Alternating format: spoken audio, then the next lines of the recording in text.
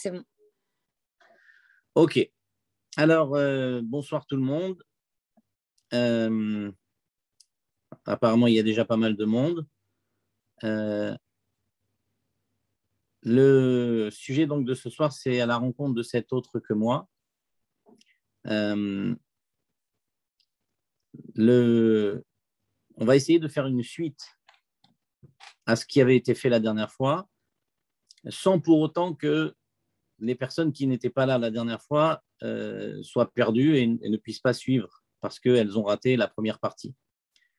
C'est quelque chose qui est indépendant, mais qui est effectivement un pas en plus par rapport à ce qui a été fait la dernière fois. Alors voilà, on va se pencher aujourd'hui sur l'étude d'une Gemara qui se trouve dans une Masechet qui s'appelle Ktubot. Alors Ktubot, c'est évidemment, comme son nom l'indique, le traité, la Gemara qui s'occupe de tout ce qui a trait au mariage et qui, en particulier, les Ktubot, c'est-à-dire la Ktuba, c'est cet acte de mariage. Pas rentrer dans les détails maintenant de ce que c'est qu'une Ktuba, mais enfin, c'est toute personne qui s'est un jour mariée, c'est que la Kala reçoit des mains du mari sous la Choupa une Ktuba qui est une sorte de contrat sur lequel le mari s'engage à tout un tas de choses par rapport au mariage. Et donc, dans ce traité, évidemment, on parle de beaucoup de choses qui concernent le mariage, mais l'aspect technique du mariage, c'est-à-dire voilà, dans quelles conditions une femme est mariée, etc. Mais à un moment donné, évidemment, comme Kedarkam Bakodesh, comme on dit, c'est comme en fonction de leur habitude sainte, les Chachamim ne restent pas bloqués sur l'aspect technique des choses et il leur arrive des fois de digresser et de raconter des histoires ou d'amener des méchanim, c'est-à-dire des paraboles, des images qui vont permettre de comprendre certaines choses de la vie à l'aide d'histoires, de paraboles, d'exemples. Et donc, c'est le cas ici dans cette Gemara, dans Ktubot. La Gemara dit qu'à un moment donné, s'est posé la question de savoir Ketzad merakdin lifnei hakala. Alors ça, c'est une chanson que tout le monde connaît, puisque tous les chanteurs juifs, chassidiques et autres se sont emparés de ces paroles et en ont fait des tubes. Mais à l'origine, cette phrase Ketzad merakdin lifnei hakala, c'est une Gemara, c'est une question que les Chachamim posent dans le traité Ktubot pour se demander littéralement, Ketzad merakdin, ça veut dire comment on danse. Alors évidemment, il n'est pas question ici que la Gemara demande quels sont les pas de danse qu'on va faire devant la Kala, parce que bon, ce n'était pas encore à la mode à l'époque. Aujourd'hui, c'est devenu très à la mode. D'ailleurs, on hésite on réfléchit à deux fois avant de s'approcher d'une piste de danse maintenant, parce qu'il faut être très au point au niveau de l'organisation des pas de danse. Si on danse comme à la vieille époque, en faisant des ronds, on n'est plus du tout dans le coup. Mais ce n'est pas du tout de ça qu'il s'agit. La Gemara ne parle pas du tout de pas de danse. La Gemara pose la question de savoir Ketzad merakdin, comme Rachid l'explique, Ma umrim lefaner. Qu'est-ce qu'on dit devant elle? Alors, qu'est-ce qu'on dit devant elle? Ça veut dire qu'à l'époque, les gens qui étaient invités à un mariage défilaient, les hommes passaient devant la Kala et ils lui faisaient des compliments. Et la Gemara pose la question de savoir qu'est-ce qu'on dit quand on passe devant la Kala, qu'est-ce qu'il faut dire? Comme s'il y avait une phrase particulière, normée en fait, c'est-à-dire que quelque chose qu'on doit dire quand on passe devant la Kala. Et évidemment, comme à leur habitude, Hillel et Shammai, Beth Hillel et Beth Shammai ne sont pas d'accord. Beth Hillel dit la fameuse phrase qui est aussi reprise dans les chansons, Kala na'a v'chasuda. Voilà une Kala qui est belle et gracieuse. Alors que Beth Shammai, eux, disent, quand on s'approche de la Kala, on dit Kala kemot shehi. Il faut dire ce qui est. C'est-à-dire que si elle est belle et gracieuse, on dit qu'elle est belle et gracieuse, mais si elle n'est pas spécialement belle et gracieuse, il faut trouver autre chose. Évidemment, on ne va pas la critiquer, on ne va pas lui dire quelque chose qui est négatif, mais enfin, il faut trouver quelque chose qui est une réalité. Parce que, évidemment, si, d'après l'avis de Beth Hillel, il faut toujours dire Kala Nahava Chasuda, elle est belle, elle est gracieuse, par la force des choses, il arrivera que des fois, la Kala ne sera ni belle ni gracieuse, et que donc, et c'est ce que Beth Shammai oppose à Beth Hillel, il dit comment tu peux dire une chose pareille, comment on peut dire que systématiquement à une Kala, il faut lui dire qu'elle est belle et qu'elle est gracieuse, puisque forcément, si à un moment donné, elle va avoir un défaut particulier, quelque chose qui va faire d'elle une femme qui n'est pas particulièrement belle, alors on va s'approcher d'elle et on va lui dire qu'elle est belle et qu'elle est gracieuse, ben on va mentir. Et la Torah a dit, Midvar sheker tirchak, on a l'obligation de s'éloigner du mensonge. Donc, comment concilier votre avis, Beth Hillel, qui dit qu'il faut absolument toujours dire qu'elle est belle et qu'elle est gracieuse, avec l'autre, la mitzvah de la Torah, qui est de ne pas mentir, on n'a pas le droit de mentir. Là-dessus, Beth Hillel répond, ben, c'est très simple. Si il ne répond pas par une réponse, il donne un exemple. Et l'exemple en question, c'est les dates. D'après vous, si je vais demain au marché, ou plutôt un ami à moi ou une amie à moi vient du marché et me présente un achat que cet ami a fait et qu'il me montre qu'il a, par exemple, une jeune fille dit à son ami, regarde la belle jupe que j'ai achetée. Alors d'après toi, si la jeune fille en question à qui l'ami présente la belle affaire qu'elle a faite, ben, ne trouve pas cette jupe particulièrement belle, qu'est-ce qu'il faut qu'il lui dise? Berk, tu t'es trompé, tu t'es fait avoir, tu n'aurais pas dû acheter une jupe aussi moche. Maintenant, elle est là. Alors évidemment, disons qu'on parle en période de solde, tiens, comme ça c'est clair. On ne peut pas rendre, c'est fini, trop tard. Et donc, qu'est-ce qu'on va dire? On va dire, Berk, c'est quoi cette horreur que tu as achetée? Bon, on va lui dire, non, bravo, un Mazal Tov, voilà, que tu la portes en bonne santé et que tu ailles dans beaucoup de mariages avec. Bon. Donc, Beth Hillel, qu'est-ce qu'il a l'air de dire? Il a l'air de dire, le Noël, ça veut dire comment on fait dans la vie. On est un peu diplomate. On ne va pas dire à quelqu'un qui vient de s'acheter, imaginez-vous qu'une personne qui vient d'acheter une belle voiture, il est tout fier de sa voiture, on vient lui dit, c'est quoi cette horreur que tu as acheté, c'est quoi cette couleur pourrie? Il ne faut pas être fou, il ne faut pas être idiot, faut être un tout petit peu, faut avoir un tout petit peu de sens de l'humanité, un petit peu de diplomatie et dire waouh, okay, vraiment, Mazal Tov, vraiment, Kol HaKavod, elle est super belle. Bon, ne mouille pas. Et Beth Hillel termine là-dessus.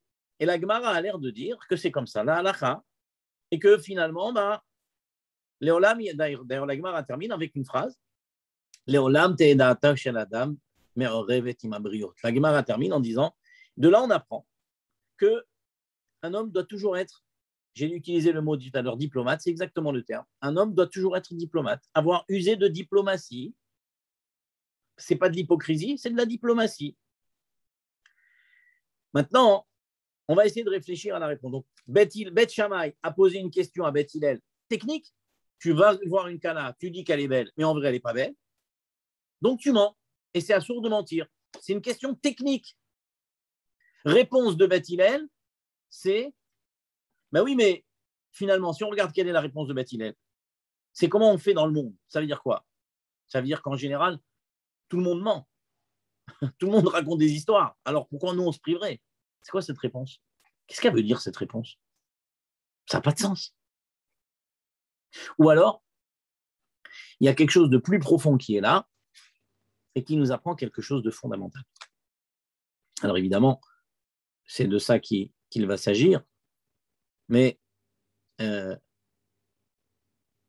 faudrait donc comprendre qu'est-ce que Beth Hillel a voulu dire avec sa réponse, avec son exemple. Je viens du marché, j'ai acheté quelque chose et que je le présente à quelqu'un d'autre, je suis tout fier de moi, la personne en face ne doit pas me dire, mais non, en fait, ne doit pas dire son avis. Elle ne doit pas dire son avis, elle doit dire ce que toi tu penses. Ok, super. Mais c'est mentir ou pas? Alors, il y a quelqu'un ici qui vient de m'envoyer un message, elle est belle pour son mari. Elle est belle pour son mari, la brioute, mais encore une fois, qui parle? Ce n'est pas son mari qui parle. Beth Shammai pose une question précise. Son mari, il la trouve belle, c'est une chose. Mais moi, qui passe devant elle, qui ne la trouve peut-être pas forcément belle, alors, quand c'est moi qui parle, donc quand moi je dis quelque chose qui, a priori, moi je ne pense pas, eh ben, est-ce que ça s'appelle un mensonge? Alors évidemment, vous êtes en train d'intuiter quelque part cette réponse que je viens de recevoir dans le chat.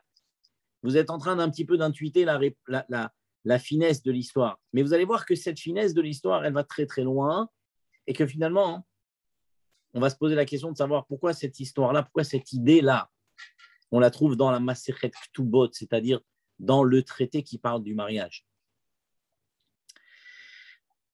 Alors effectivement, l'idée, un des Mfarshim, un des commentaires dit la chose suivante, dit effectivement, dans la mesure où le Khatan, s'il s'est marié avec elle, forcément, il la trouve belle, alors, ben, finalement, quand il dit elle est belle et elle est gracieuse, il ne dit pas un mensonge. Mais enfin, il reste quand même à résoudre le problème que je viens de vous dire juste avant. C'est le Khatan. Le Khatan la trouve belle, peut-être, mais celui qui parle. Alors là, il faut amener une idée qui va un petit peu régler les choses. Et que vous allez voir, on va nous faire rentrer de plein fouet dans notre sujet de ce soir. L'idée, elle est comme ça. Il y a deux grandes familles de vérités dans la vie, dans le monde, dans l'histoire, dans l'humanité. Il y a ce qu'on appelle les vérités objectives et il y a ce qu'on appelle les vérités subjectives. Une vérité objective, c'est voilà, je peux dire qu'aujourd'hui, nous sommes le 29 juillet 2021. C'est une réalité objective. Et si je dis à quelqu'un, j'ai fait cette conférence le 20 ou le 22, eh bien, c'est faux. Je mens. C'est une réalité objective. Maintenant, quand on parle d'avis,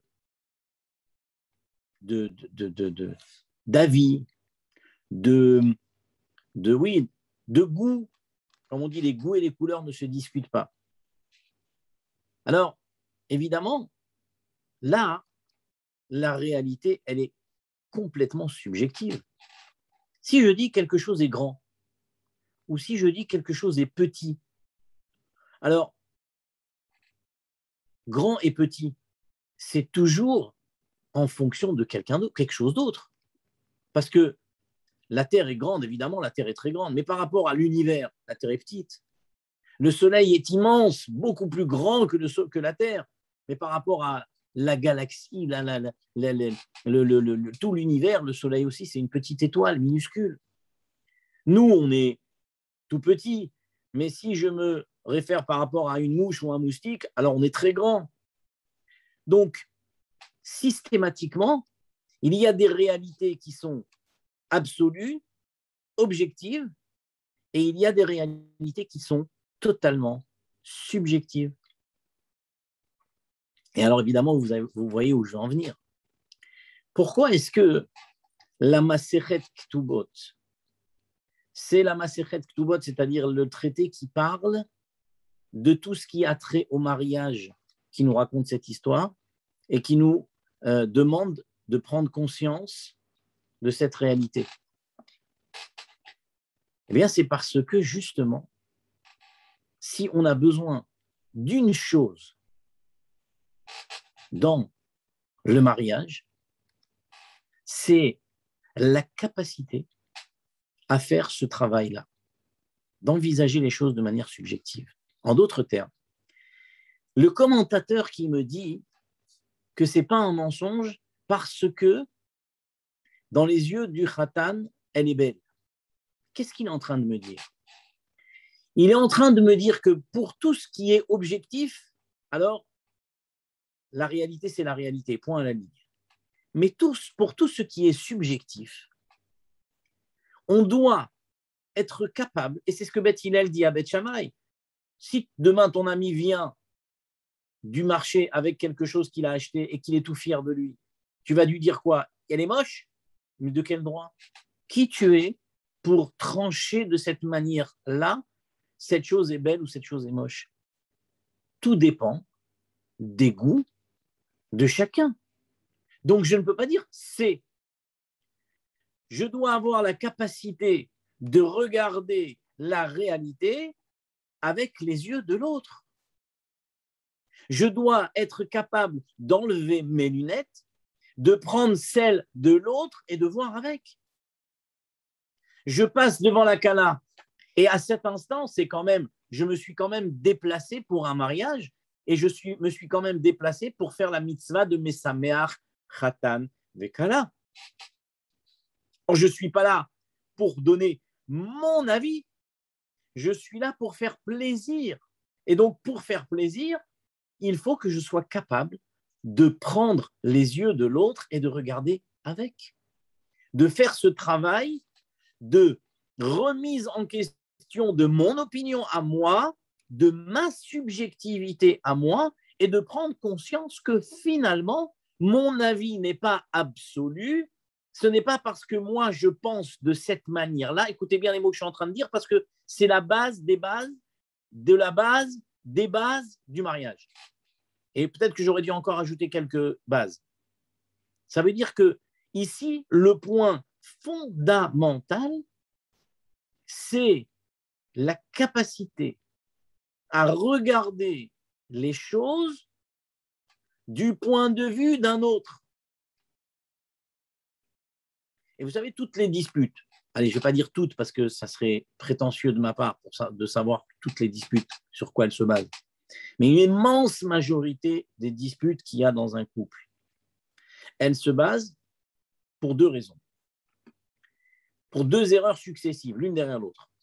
Premièrement, c'est parce que on pense qu'on a raison et que de notre manière de voir les choses est la bonne. Donc, on est incapable de faire ce travail qui consiste à regarder les choses du point de vue de l'autre. Mais on fait une deuxième erreur. Et la deuxième erreur, c'est ce que les Israéliens y résument d'une manière extraordinaire par un petit adage qui est Al tiyeh tzodek, tiyeh chacham. Ça veut dire en gros, n'aie pas raison, mais sois intelligent. Le Tzemar Tzedek disait une chose à peu près identique, à peu près similaire, mais en utilisant d'autres mots. Il disait la différence entre les enfants et les adultes. Écoutez bien cette phrase parce que c'est une bombe atomique. Je pense que vous devriez la noter quelque part. C'est une véritable bombe atomique. Et si quelqu'un pouvait vivre avec cette phrase-là du matin au soir, il serait l'homme le plus heureux du monde. Le Tzemar Tzedek dit la chose suivante. La différence entre les adultes et les enfants, c'est que les adultes veulent avoir raison et les enfants préfèrent être heureux. Je la répète, cette phrase, tellement elle est belle.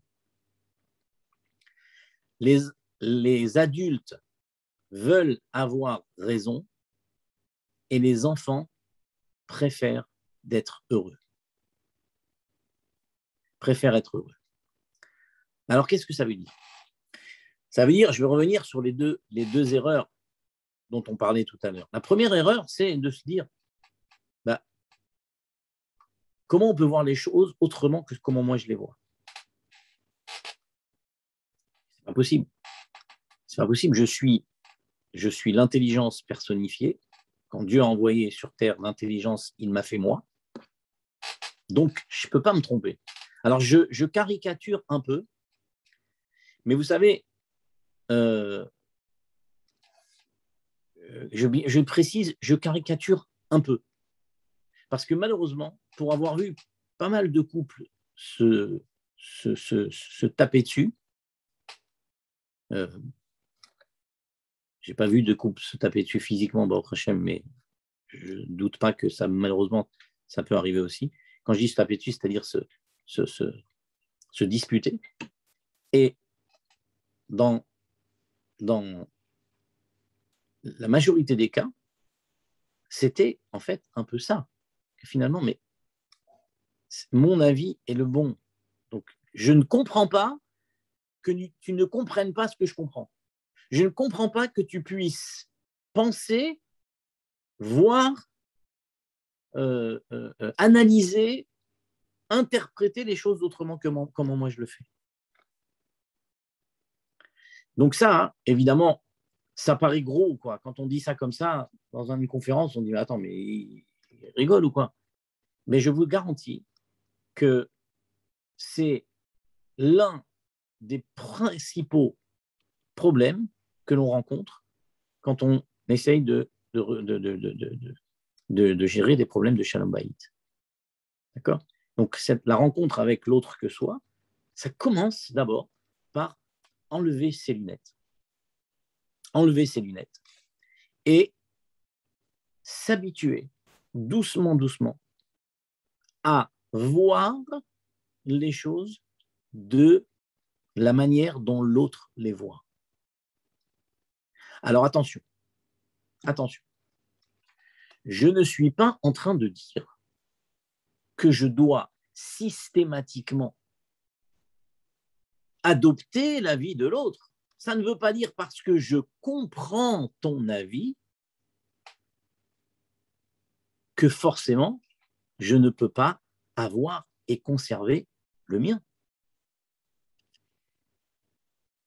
Je peux admettre et accepter ton opinion, ta manière de voir les choses, mais je garde mon libre arbitre de choisir et de considérer mon opinion comme deux opinions tout aussi valables l'une que l'autre. Et d'ailleurs, si je vous prends une pièce de monnaie et que je la mets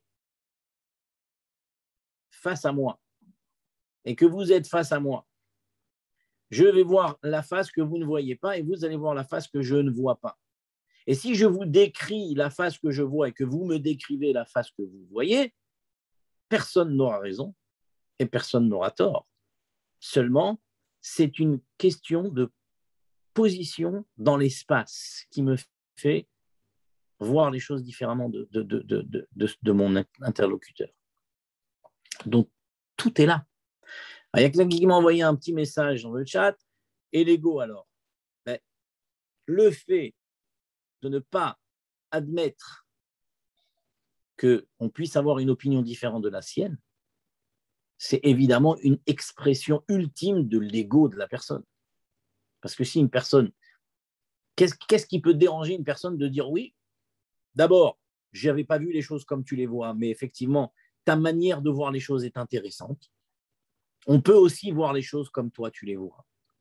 Ça veut dire que quelque part, alors que jusqu'à maintenant, je prenais tout l'espace, j'ai été capable de faire un peu de place à l'autre et lui dire effectivement, ton opinion aussi existe. Et je vous rappelle, je vous l'avais dit dans la première conférence, je crois, que quand l'homme met la bague au doigt de la Kala, il fait un geste évidemment technique, halachique, mais il fait aussi un geste symbolique.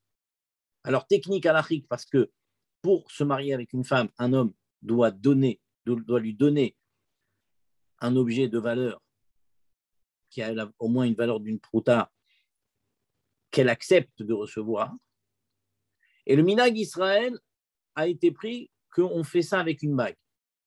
Alors pourquoi avec une bague? Il y a beaucoup, beaucoup de raisons. Mais l'une des raisons qu'on donne, c'est justement parce que Alpi Kabbalah, la Kabbale explique, le Harizal explique que au moment où Dieu a créé le monde, le premier mouvement qui a été à l'origine de la création, c'est le fait que, alors que la lumière divine remplissait, si on peut dire, c'était lui l'espace, c'est-à-dire que Dieu est partout et il est toujours partout.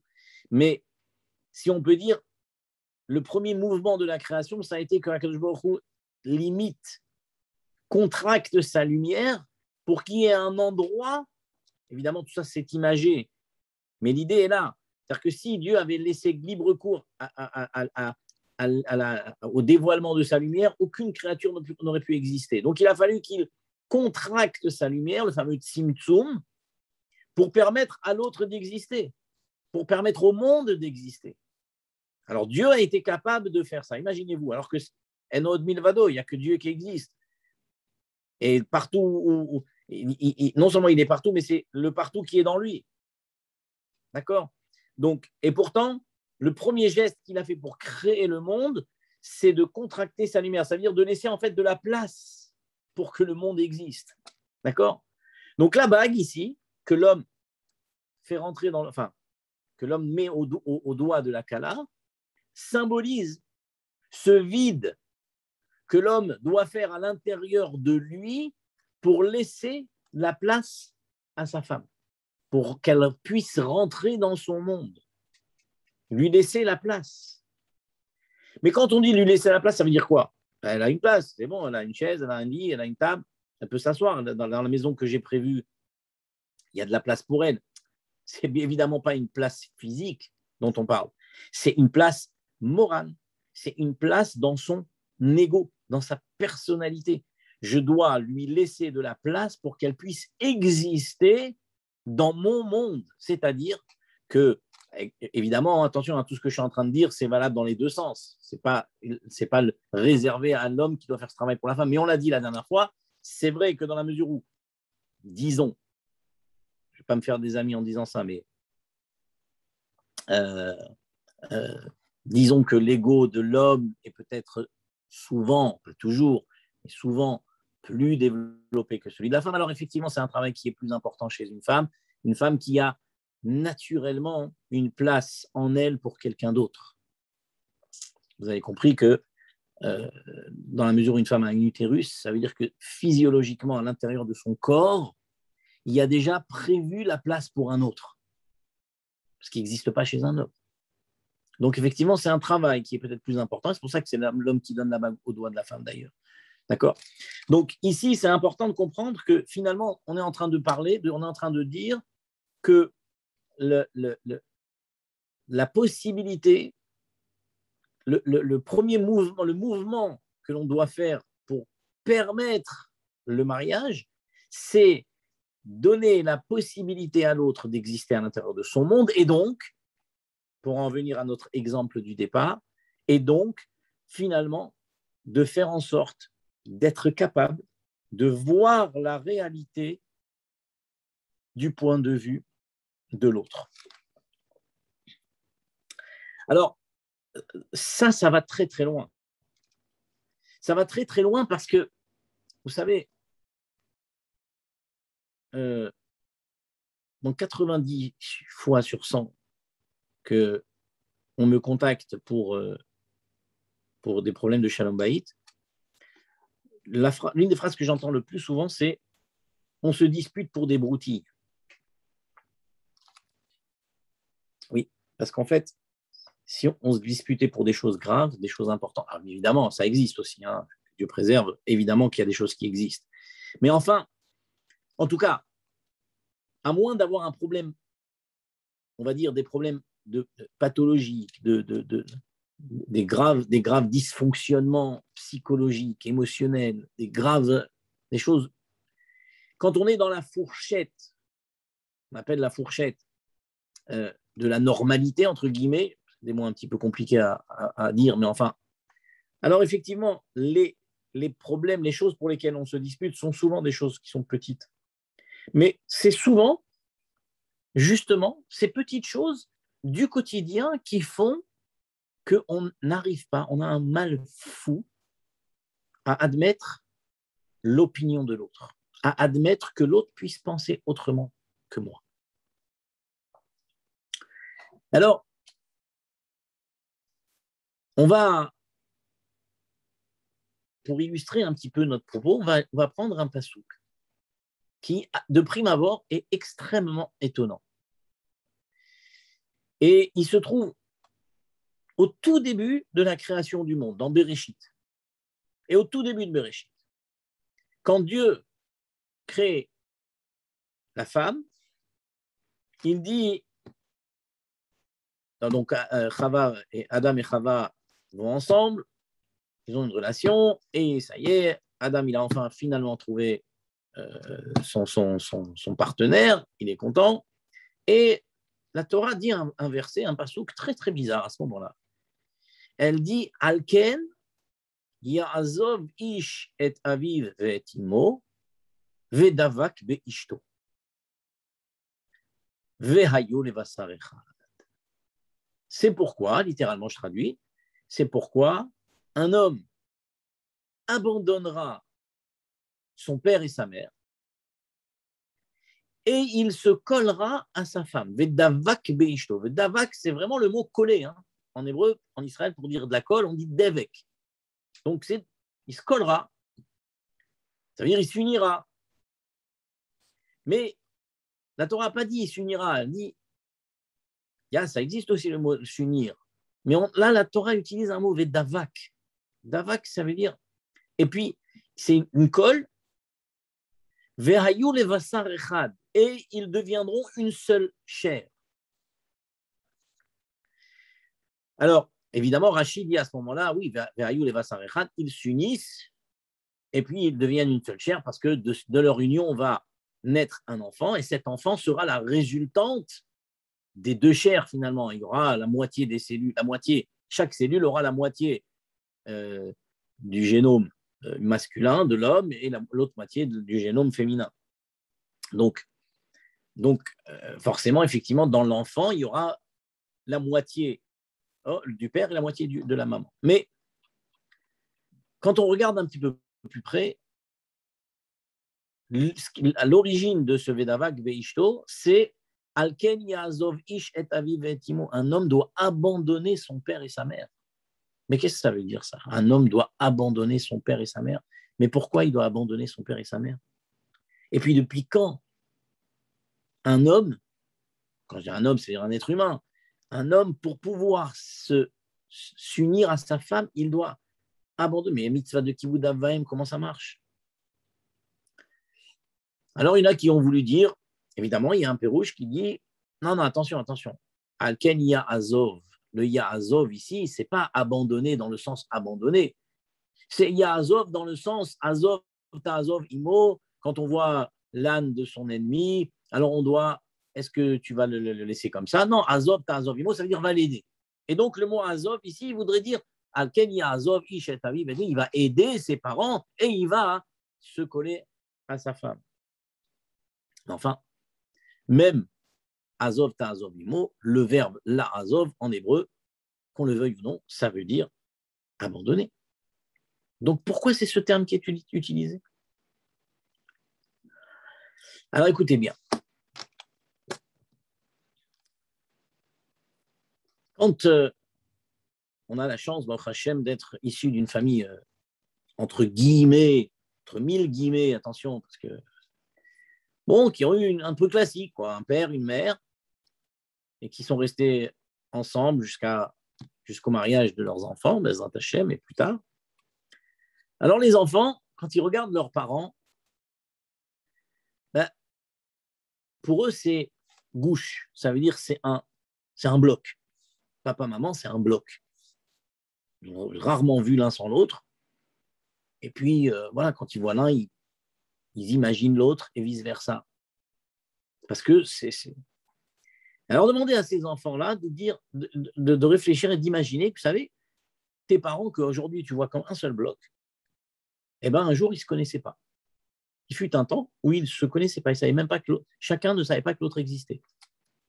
Ils se sont rencontrés un jour, après à quel âge, peu importe, mais en tout cas, un jour, ils se sont rencontrés, ils se sont fait connaissance, et puis, ils étaient de parfaits étrangers. Et puis aujourd'hui, ils sont devenus un gouche, un bloc. Ça a mis du temps, ça a mis du travail, ça a demandé plein de choses. Et puis, vous savez bien que souvent, je dis à mes khatanim, je leur prends un exemple que moi-même je qualifie d'exemple à la noix, mais c'est un exemple qui est tout bête, mais qui est extrêmement parlant. chacun d'entre nous a des petites mimiques, quoi, des petits rituels, des petites coutumes. Par exemple, je prends souvent cet exemple avec les khatanim, et je leur dis, tu sais, par exemple, le soir, après qu'on se brosse les dents, alors, il y a plusieurs options. Soit la brosse à dents, je la pose dans un petit pot qui est sur le lavabo de la salle de bain, qui est mis là à cet effet. Soit il y a une petite tablette sur laquelle ça se pose, soit c'est un tiroir sous le. Et puis tout le monde dans la maison fait la même chose, et voilà, c'est ritualisé, parce que c'est comme ça. C'est ce qu'on appelle la culture maison. La culture de la maison, c'est-à-dire les habitudes, les manières de faire de la maison. Ça devient notre culture à nous, notre patrimoine. Et cet exemple de l'endroit où on met la brosse à dents après s'être brossé les dents le soir, il y en a des milliers dans une maison. Il y en a des milliers dans une maison. Comment on range les serviettes, comment on range les couvertures, comment on mange le linge, où se met des milliers et des milliers de petits détails. Et puis, on a l'habitude, c'est ritualisé. Et puis un jour, le bachour et la bachoura qui sortent d'une maison où plein de choses sont ritualisées. Alors évidemment, quand ils ont été en Chidour, ils ont parlé de plein de choses. Hein. Ils ont parlé de choses très, très, très, très, très, très profondes. Le chinour des enfants, l'étude de la Torah. Mais ils n'ont pas parlé du tout de où est-ce qu'on met la brosse à dents le soir après s'être brossé les dents. Ils n'ont pas du tout parlé comment on range les serviettes. Ils n'ont pas du tout parlé quel est où est-ce qu'on met le coffre à linge. Des choses, vous allez me dire, mais attends. Mais n'empêche que quand après ils se marient et qu'ils se rencontrent dans la même maison, eh ben, la culture maison du khatan va rencontrer la culture maison de la kala. Et là, eh ben, ça va faire tout drôle. Parce que la première fois que le khatan va voir où la kala dépose sa brosse à dents après s'être brossé les dents le soir, elle va se dire, tiens, c'est bizarre. Hein. Bon, une chose, 2 choses, 10 choses, 20 choses, 30, 100, 1000 choses. Et là, regardez le génie de la Torah. Qu'est-ce que j'ai amené avec moi dans la maison nuptiale, dans la maison du mariage? J'ai amené avec moi la culture maison, ça veut dire Aviv, Ve'imo, mon père et ma mère, mes parents, le système qu'ils ont mis au point pour faire tourner la maison dans laquelle j'ai grandi. Alors, il y a 2 solutions maintenant. Soit je me dis, mais non, c'est leur manière de faire qui est la bonne et l'unique. Et une fois, il m'a raconté qu'il y a un couple qui est venu chez lui, au bord du divorce. Et quand le Rav leur a demandé, mais c'est quoi quel est le grand problème qui vous amène? Alors, le mari, ou la femme, je ne sais pas, peu importe, il lui a dit de manière très, très naturelle et très, comme si c'était quelque chose de très, très sérieux. Vous comprenez, Kvod Arav, quand ma femme vient du marché, elle prend les légumes dans les sacs en papier que le marchand lui a donné et elle met tout ça au frigidaire tel quel. Et alors, mais c'est pas possible. On doit enlever les sachets avant de les mettre dans le réfrigérateur. Comment on peut rentrer des légumes avec les sachets Et l'autre qui dit, mais non, mais au contraire, les papiers qui sont autour sont de nature à le protéger. Culture maison, contre culture maison. Et des détails comme ça, on en a vu 2, mais il y en a des milliers. Donc, culture maison contre culture maison. Et pour aller à la rencontre de cet autre que moi, qu'est-ce qu'il faut que je fasse? Comme on l'a dit tout à l'heure, il faut que j'enlève mes lunettes et que je m'habitue à être capable, pas forcément d'être « Ah oui, c'est ça, c'est la bonne idée », mais de me dire « Il y a une plus-value si on met la brosse à dents dans tel endroit, il y a une plus-value si on met la brosse à dents dans tel endroit, et maintenant, on va choisir quelle va être la plus-value qu'on va choisir? Et peut-être qu'on va trouver une troisième solution ensemble. Donc, qu'est-ce qu'il faut faire? Il faut faire Alken Ya'azov Ish et Aviv ve'etimo. Il faut d'abord commencer par abandonner, c'est-à-dire quoi? Abandonner son père et sa mère. C'est bien entendu pas abandonner mon père et ma mère, le père et la mère. C'est abandonner toutes ces petits rituels qu'ils m'ont donnés et qui m'ont fait grandir. Mais qu'aujourd'hui, je suis obligé d'être capable de remettre en question pour m'adapter à une nouvelle culture maison qui est rentrée chez moi et avec laquelle il va falloir maintenant que l'on fabrique ensemble notre culture maison dans laquelle nos enfants vont grandir. Mais ça demande une ouverture d'esprit extraordinaire, une capacité à la remise en question très importante et surtout, un mot qui est extraordinairement important dans le mariage, c'est de la souplesse. De la souplesse. Parce qu'en vérité, qu'est-ce qui se passe? Il se passe que à partir du moment où chacun veut rester sur ses positions, chacun ne peut pas entrevoir la réalité d'une manière différente de la sienne, alors cette rigidité fait qu'on ne peut pas s'adapter à quelqu'un d'autre. Et la Gemara nous dit quelque chose d'incroyable. Elle nous dit, il y a des plantes dans le monde qui sont très solides, et il y a des plantes qui sont beaucoup plus molles. Eh bien, la rigidité, la solidité de ces plantes dures, c'est leur malédiction. Et la mollesse et la souplesse de ces plantes souples, c'est leur bénédiction. Et elle prend l'exemple du cèdre et des roseaux. Le cèdre, c'est un arbre qui est gigantesque, un bois, une solidité d'une robustesse extraordinaire. Mais quand un vent d'une puissance atomique arrive, le Mistral, si la solidité du cèdre est moins grande que la puissance du vent, alors qu'est-ce qui se passe? Les branches cassent. Parce qu'il est rigide. Par contre, le même vent qui s'attaquerait au roseau ferait que le roseau se plierait, laisserait passer la tempête. Et quand le vent se calmerait, ils reprendraient leur place directement. Et donc, la bénédiction ici du roseau, c'est la capacité à être souple, à s'adapter, à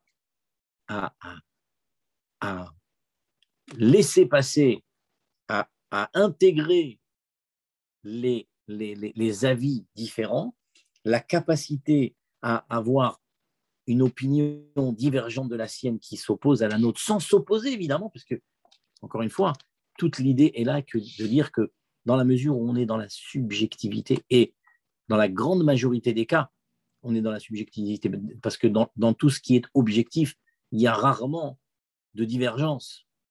C'est quelque chose qui est blanc, c'est blanc. Mais quelque chose qui est beau, ça peut être vu beau et ça peut être vu pas spécialement beau. Donc, les problématiques sont systématiquement des choses subjectives, mais c'est la grande majorité des choses qui sont en vérité subjectives et qui font que, effectivement, on a l'obligation de faire ce travail, de s'adapter, d'apprendre à envisager la réalité du point de vue de l'autre. Et ça, c'est quelque chose qui est fondamental. Parce que sans ça, il n'y a aucune vie commune qui est possible. Sans ça, il n'y a aucune vie à deux qui est possible. Ou alors, comme je crois qu'on l'a dit la dernière fois, mais je le répète parce que c'est très important, il y a la fameuse histoire des équations. Il y a 3 équations possibles dans le mariage. C'est l'équation 1 plus 1 égale 1, l'équation 1 plus 1 égale 2 et l'équation 1 plus 1 égale 3. Alors, 1 plus 1 égale 1 et 1 plus 1 égale 2, c'est pas bon. Parce que même si, alors il y a une autre manière de voir la chose, on peut dire que ce sont des étapes. On passe par 1 plus 1 égale 1, 1 plus 1 égale 2 et après 1 plus 1 égale 3. Mais dans ce que moi je vais vous dire maintenant, c'est sur le long terme. Quand à long terme, on est sur les deux premières équations, on n'est pas bon. Parce que 1 plus 1 égale 1, ça veut dire que à un moment donné, il y en a un qui a disparu au profit de l'autre. Et ça, c'est catastrophique. Je vous rappelle que le but du mariage, c'est que chaque conjoint doit avoir comme souci majeur de rendre heureux l'autre, de le faire exister, de faire en sorte qu'il s'épanouisse. D'accord ? L'unité dans le couple, ça permet justement cet épanouissement. Mais je vous dis, 1 plus 1 égale 1, ce n'est pas l'unité du couple. L'unité égale 1, 1 plus 1 égale 1, ça veut dire qu'il y a un des deux qui a disparu. Parce que 1 plus 1 égale pas 1. 1 plus 1 égale 2, de base. Donc, quand on dit 1 plus 1 égale 1, c'est-à-dire qu'il y a quelque chose qui ne va pas, il y a quelque chose qui manque. Vous allez voir, quand je vais vous expliquer les trois options, vous allez comprendre pourquoi je dis qu'un égale 1 plus 1 égale 1, ce n'est pas bon. Donc, 1 plus 1 égale 1, ça veut dire qu'il y en a un qui a disparu, et ça, c'est une catastrophe. Catastrophique. Un qui est tout le temps là à se mettre de côté, se mettre en berne, en veille, pour éviter. Mais on n'est pas des demi, on est des 1, on est des unités, on est des entités. C'est ça que je suis en train de vous expliquer. Donc, 1 plus 1 égale 2, c'est pas bon non plus parce que ça veut dire que les deux ont continué à faire leur vie, chacun en parallèle. Chacun a continué à vivre sa vie en parallèle. Et c'est des colocs. Donc, la bonne équation, c'est 1 plus 1 égale 3. Qu'est-ce que ça veut dire 1 plus 1 égale 3 ? Ça veut dire que de nos deux personnes, on a fait une troisième entité qui est la résultante des deux premières et qu'on a réussi à intégrer toutes nos différences. Et comme on l'a dit au premier chiot, faire que la différence de l'autre soit non pas une difficulté, mais au contraire une richesse. C'est-à-dire que tu m'as apporté ce que je n'avais pas et je t'ai apporté ce que tu n'avais pas. Et donc, on s'est on s'est complété ensemble. Pardon. On a été complémentaires l'un de l'autre et donc on a fait quelque chose qui n'existait pas avant. Parce que moi, je n'avais pas ce que toi tu as et toi, tu n'avais pas ce que moi j'ai. Donc, avant nous deux, il n'y avait pas cette troisième entité qui existe aujourd'hui. D'accord ? Quand on dit un demi, ça veut dire qu'il y a une demi-partie de moi qui a disparu. C'est pas bon, je ne suis pas un demi, je suis un. Et l'autre aussi, elle n'est pas un demi, elle est un. Donc, comment un plus un demi ? Il n'y aurait pas de demi. Donc, on est ces deux entités entières qui s'unissent pour faire une troisième entité qui est la résultante des deux premières. Alors maintenant, quel est l'idée ? Alors évidemment, après, on peut gloser sur les 1 et les 2 et les 3 et les 1 demi et les 3 quarts. C'est l'idée qui est importante derrière ce que je suis en train de vous dire. Ce que j'ai en train de vous dire ici, c'est que finalement, on peut avoir des cas de figure où finalement, la paix va s'obtenir par le fait qu'il y en a un qui se mette systématiquement en veille. Mais ça, c'est pas bon parce qu'il a disparu. Quand on dit il a disparu, ça veut dire que finalement, il n'existe pas vraiment. Il y en a un qui a pris toute la place parce que comme il n'a pas été capable de laisser la place à l'autre, donc il a pris toute la place et l'autre, pour éviter qu'il y ait des histoires, alors il se met en veille. Mais ça, c'est catastrophique. C'est ça l'idée que je suis en train de vous dire derrière. D'accord ? Encore une fois, ce n'est pas des maths. C'est une idée qui est importante de comprendre. L'idée importante de comprendre, c'est cette idée qui consiste à dire que finalement, on ne doit pas arriver à une situation où finalement il y en a un qui a disparu. Comme on ne doit pas arriver à une situation où les deux continuent à vivre leur vie chacun de leur côté en étant des colocataires avec de temps en temps des rencontres d'agrément. On doit véritablement fabriquer ce bloc dont on parlait tout à l'heure. Et ce bloc-là, il ne peut se fabriquer que dans la mesure où on a été capable. Encore une fois, quand on dit admettre l'avis de l'autre, ça ne veut pas dire forcément être d'accord. Qu'on s'entende bien. Je ne suis pas obligé d'être tout le temps d'accord avec toi. Mais nos divergences intellectuelles ne doivent pas être des divergences de cœur. Les Rébéim ont une expression, ils disent le chilouké deot einam pirud halevavot. Ça veut dire le fait d'avoir des opinions divergentes ne doit pas avoir comme conséquence les séparations des cœurs. Parce que non seulement je peux, mais je dois t'aimer, et d'Afka parce que tu es différent de moi. Hein, la fameuse histoire des élèves de Rabbi Akiva, c'est ça. C'est l'okibdou zedze. Ça veut dire quoi? Ça veut dire qu'ils s'aimaient, c'est pas qu'ils s'aimaient pas, mais ils n'étaient pas capables d'entrevoir que l'autre puisse penser différemment de eux. Donc, l'exercice, et c'est tout mon propos de ce soir, l'exercice, c'est d'apprendre à respecter la vie de l'autre, à respecter la différence, à accepter que l'autre puisse voir les choses différemment de moi. Et ensuite, parce que quand il y a des fois la nécessité de trancher, parce que des fois on ne peut pas vivre avec les deux opinions en même temps, c'est ou l'un ou l'autre. Alors dans ce cas-là, ça doit être une discussion, un échange intelligent, mais un échange qui va me permettre d'arriver à d'utiliser la solution la plus adéquate, la meilleure. Et d'ailleurs, et je conclurai avec ça, après, si vous voulez, on peut passer à une série de questions. Il faut que vous sachiez que Beth Hillel et Beth Shammai,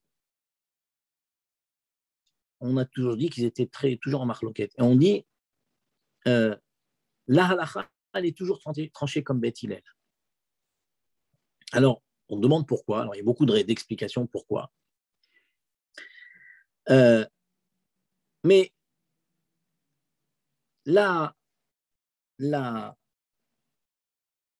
pourquoi est-ce que la vie, l'une des explications qu'on donne, pourquoi la vie est tranchée d'après Beth Hillel, mais vous pouvez regarder dans toute la Gemara, dans tout le chasse de Gemara, dans tout le chasse des Mishnayot, parce que c'est dans Beth Hillel et Beth Shammai, ils se trouvent dans les Mishnayot. Vous pouvez chercher dans toutes les Mishnayot. Systématiquement, l'avis de Shammai est dit avant l'avis de Beth Hillel. Systématiquement. D'abord, on cite l'avis de Shammai et ensuite, on cite l'avis de Hillel. Quelle est l'idée? L'idée, elle est magnifique. L'idée ici est que Hillel avait une capacité à entendre d'abord l'avis des autres et de ne donner son avis que quand il avait d'abord commencé par entendre l'avis de l'autre. Et il se disait, si l'avis de l'autre est correct, je n'ai pas de raison de donner le mien. Si j'admets que finalement sa manière de voir les choses est meilleure que la mienne, alors il n'y a pas de raison que je donne mon avis. Par contre, si je considère que l'avis qu'il émet ne me convient pas, ce n'est pas pour autant que je dis qu'il a tort. Je dis simplement que moi, je ne suis pas d'accord avec lui. Et la meilleure preuve, c'est que vous savez qu'il y a des cas où les divergences d'opinion entre Beth Hillel et Beth Shammai fabriquaient des problèmes très, très, très sérieux. Par exemple, quand l'un des deux disait que l'enfant qui est issu d'un certain mariage est un mamzer, alors que l'autre disait que non. Alors vous imaginez bien quel va être le problème derrière. Quelqu'un qui suivrait l'avis de Beth Shammai, par exemple, considère un enfant mamzer et quelqu'un qui suivrait l'avis de Beth Hillel considère ce même enfant comme pas mamzer. Alors, Beth Hillel et Beth Shammai, ils peuvent se dire à un moment donné, dans ce cas-là, on ne se marie plus ensemble, parce que peut-être que toi, tu as chez toi des enfants que tu considères comme étant pas mamzer alors qu'ils le sont pour moi. Et c'est fini, c'est cuit du clan Israël.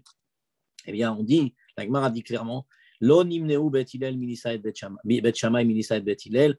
Personne ne s'est permis de dire, d'interdire chez Beth Shammai de s'interdire de se marier avec des enfants qui sont issus de l'école de Hillel. Pourquoi? Parce qu'ils se faisaient une confiance aveugle et ils savaient que si Beth Hillel avait un enfant parmi eux qui était issu d'un mariage que Beth Shammai considérait comme étant un mamzer, il lui dirait attention, celui-là, tu ne peux pas le prendre.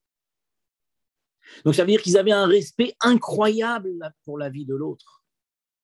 Il ne disait pas, mais non, que tu racontes, c'est n'importe quoi ce que tu es en train de raconter, prends-le, marie-toi avec lui, c'est un cachère. Non, non, pas du tout. Il admet, on n'est pas d'accord, mais on n'est pas d'accord dans l'idée, mais on ne va pas pour autant ne plus être des frères, ne plus être un couple. Donc c'est ça qui est très important de comprendre. Le respect, respecter, ça veut dire entendre la vie de l'autre, être capable de le comprendre, être capable de l'intégrer, être capable de le respecter dans le sens où tu as le droit d'avoir cet avis, moi j'ai le droit d'avoir un avis différent, et ensuite, effectivement, si on arrive à se mettre d'accord sur l'avis tranché, alors tant mieux. Si c'est trop difficile, on peut effectivement faire intervenir une tierce personne, un rab ou un mashpia ou quelqu'un comme ça, mais toujours dans le respect, dans l'acceptation de la différence, dans l'acceptation de l'autre, dans l'acceptation de la vie de l'autre. Voilà, je pense qu'on a soulevé une problématique très importante ce soir. Et maintenant, si vous avez quelques questions, Ilana, à toi de jouer. Ok, alors déjà, merci infiniment, Monsieur Thomas. C'est des notions, encore une fois, très, très importantes. Merci beaucoup. Alors oui, j'ai quelques questions. Peut-être que ça va venir d'autres avec le temps. Alors, une des questions, l'une d'entre elles, c'est comment... Alors, je la résume et je vous la dis bien. Mais ce serait comment donner et recevoir un soutien affectif ou je ne sais pas vraiment comment le dire, mais comment donner et recevoir un soutien autant du point de vue de l'homme que de la femme. On avait dit la dernière fois que une des choses, l'organe le plus important, c'est l'oreille. C'est-à-dire que la première chose à savoir faire, c'est écouter. Et on a dit, c'est exactement un petit peu, c'est lié avec ce qu'on a dit juste avant. Ça veut dire que savoir écouter, ça veut dire être capable de respecter la vie, en un seul mot, AVIS, mais aussi le ressenti.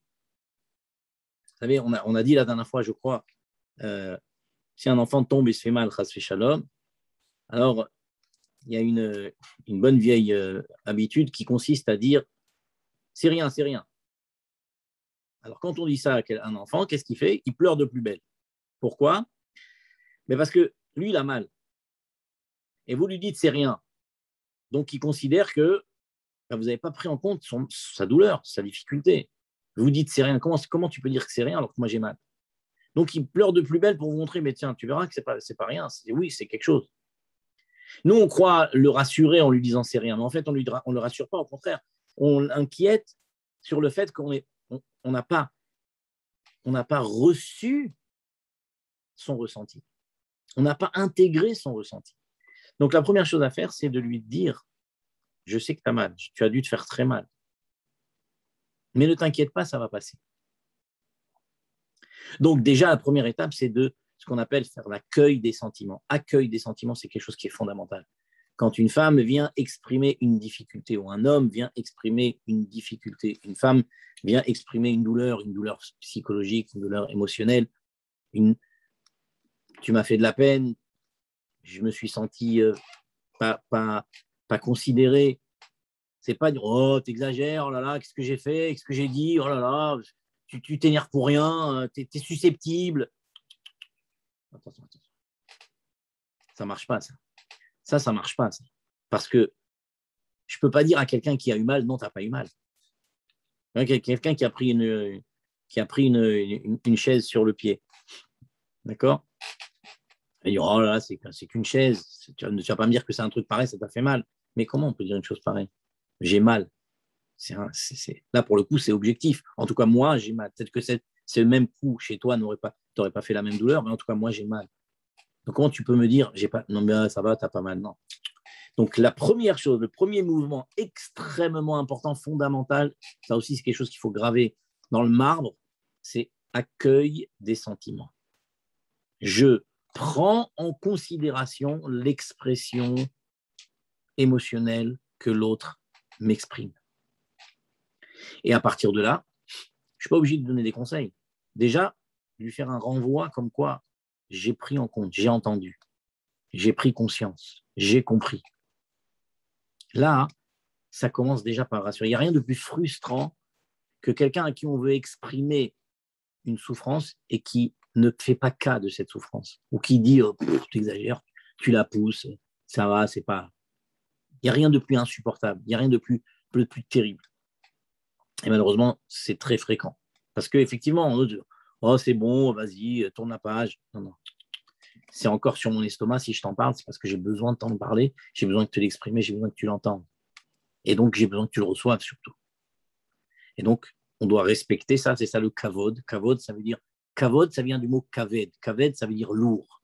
Kavod, ça veut dire donner du poids. Donner du poids à l'autre. C'est ça kavod. Les gens ne savent pas qu'est-ce que ça veut dire kavod. Je dois donner du kavod. C'est quoi kavod? Kavod, ça veut dire donner du poids, donner de l'importance. Ce que tu me dis est important. Ce que tu ressens est important pour moi. C'est ça kavod. Et or, un homme doit respecter sa femme plus que lui-même, c'est marqué. D'accord? Comme une femme doit aussi respecter son mari. Donc, le kavod, c'est d'abord l'accueil des sentiments. Et puis, après, si cette expression attend une aide quelconque, alors là, on doit être capable de dire, OK, j'ai entendu, maintenant, dis-moi, qu'est-ce qui pourrait t'aider? Donc, avec cette simple phrase, déjà, on peut dire qu'on a bien avancé. Après, évidemment, tout dépendra du cas, mais entendre, être capable d'entendre et être capable de dire à l'autre, je suis prêt à t'aider, mais dis-moi comment toi, tu as besoin que je t'aide. Voilà. Ok, monsieur Thomas. Il y a encore une question qui vient d'être posée. C'est comment justement amener l'autre à nous écouter pour qu'on soit comprise et pas pour nous répondre techniquement.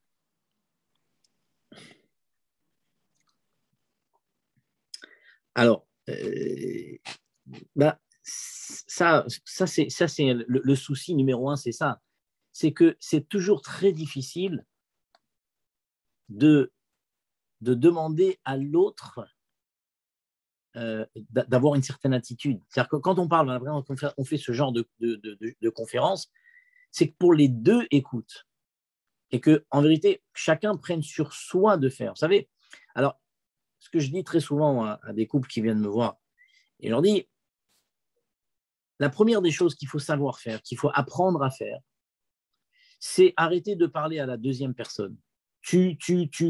Comme je dis, le tu, du verbe tuer. T'es comme ça, tu fais pas ci, tu fais pas ça, tu m'écoutes pas, tu me comprends pas, tu me truc, tu. Donc, il faut apprendre, il faut s'habituer à commencer ces phrases par je. Au lieu de dire tu m'écoutes pas, tu lui dis j'ai besoin que tu m'écoutes. J'ai besoin d'être écouté. J'ai besoin, j'exprime moi le besoin. Je ne suis pas en train de te faire un reproche que tu ne fais pas quelque chose. Je te dis, je t'exprime ce que moi j'ai besoin. Et en général, quelle est la différence? On n'aime pas être un esclave, mais on aime être un héros. Vous connaissez la fameuse histoire où il y avait deux petites filles qui jouaient devant le 770, évidemment une à droite et une à gauche.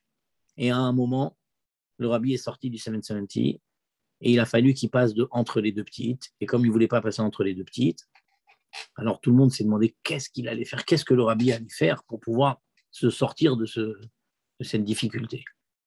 Alors, il s'approche d'une des petites filles, il lui dit quelque chose dans l'oreille, et la petite fille, elle court vers l'autre petite fille, elle dit quelque chose à l'autre petite fille dans l'oreille, elle se retourne vers le rabbi, elle lui fait un grand sourire, le rabbi lui fait un grand sourire, et il passe.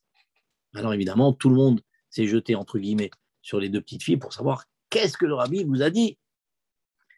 Alors la petite fille à laquelle le rabbi s'est adressé, elle raconte, le rabbi s'est approché de moi et il m'a dit, s'il te plaît, rends-moi un service, va dire à ta copine, de ma part, Shabbat Shalom. Et la petite a été comme une folle de rendre service au rabbi. Elle a couru vers l'autre, elle lui a dit, le rabbi te dit Shabbat Shalom. Elle s'est retournée vers le rabbi, comme quoi, mission accomplie, et le rabbi a fait un grand sourire en lui disant merci, et il est passé. Alors maintenant, regardez bien. C'est le rabbi. Il peut donner un ordre à un petit gosse de quelques années, de 8 ans. Il aurait pu s'approcher d'elle, lui dire sois gentil, va de l'autre côté, que je puisse passer. Mais dans ce cas-là, qu'est-ce que le rabbi aurait fait de la petite? Une servante, une esclave, quelqu'un qui obéit à un ordre. Là, qu'est-ce que le rabbi a fait? Il lui a demandé, rends-moi service, j'ai besoin de toi. Et donc, du coup, la petite fille, elle n'était plus une servante, une esclave, elle est devenue une héroïne. Elle a rendu service au rabbi. C'est exactement la même chose. Le mouvement est le même. Mais regardez dans la psychologie ce que le rabbi a fait. Or, l'erreur qu'on commet, c'est au lieu de rendre l'autre un héros, on a tendance à vouloir le rendre un esclave. Au lieu de lui dire j'ai besoin de quelque chose. Et donc, de le rendre un héros parce qu'il va m'apporter ou elle va m'apporter le besoin que moi j'ai. Je lui dis fais-moi ça. Tu ne fais pas ça. Donc, on le rend un esclave. Et donc, voilà, très souvent, je dis aux jeunes couples, apprenez à parler à l'envers. Au lieu de dire tu, dites je, j'ai besoin, je veux, je voudrais. Et vous verrez que dans la mesure où, de base, à l'origine, un couple, un mari, une femme, ont envie de faire plaisir à l'autre, il n'y a pas de raison qu'on ne lui fasse pas. Mais ce qui est contrariant, c'est de s'entendre dire tu fais pas ou tu fais. Et alors, bien sûr, évidemment, quelqu'un d'autre qui culpabilise, ça c'est. Alors, question suivante, et je pense qu'après on s'arrêtera là. Alors, je ne sais pas si d'autres personnes ont des questions, mais moi, pour l'instant, j'en ai plus. Alors, ok, en tout cas, voilà. Ilana, si tu veux mettre sur le site Bien sûr. le mail auquel je peux répondre à des questions s'il y a des questions un peu privées, c'est donc meir, M-E-I-R, Thomas, Thomas, arrobase, bet-rivka.fr. bet-rivkah.fr. Voilà, alors merci beaucoup à tous. Une très très bonne soirée. Bet-rivka, Ilana. Ok. Une très très bonne soirée à toutes et à tous, Bezrat Hashem, et qu'on puisse passer de bonnes vacances si vous êtes sur le départ, passer des vacances reposantes surtout, c'est très important. Et Bezrat Hashem, puisque après tout Béav, on peut déjà dire Ktiva Vachatima Tova, une Ktiva Vachatima Tova pour une année en bonne santé, pleine de bonnes choses. Batov Hanir Eve Hanigle. Voilà, betrifka.fr, impeccable. Merci beaucoup, Ilana. Merci à vous. Et à très bientôt, Bezrat Hashem. À très bientôt. Merci beaucoup. Bientôt.